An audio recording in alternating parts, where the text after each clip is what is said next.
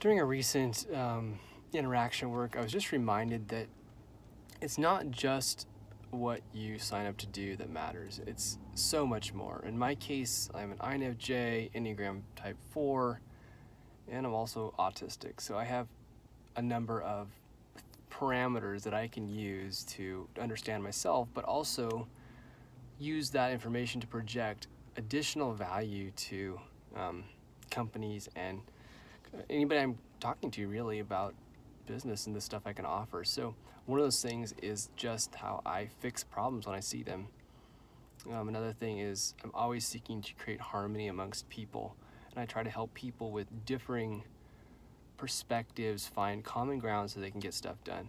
Those things are generally considered soft skills. They're a little bit intangible, but I was just reminded today to renew my commitment to presenting those as attributes that I want to be known for and compensated for. So while it's true that sometimes you find yourself in a position or in a role at a company where you didn't come into it with the right positioning, we'll say. I'm using that word a lot, I realize, but you come in trying to do the job description, and then there's other stuff that you're actually better at that you are trying to build in alongside, or you can't help yourself. You just do them so intrinsically it happens. Well, that's the situation I'm in, and it's just a good reminder to lead with those types of skills first, because they actually translate to money. They actually translate to teams and organizations working better.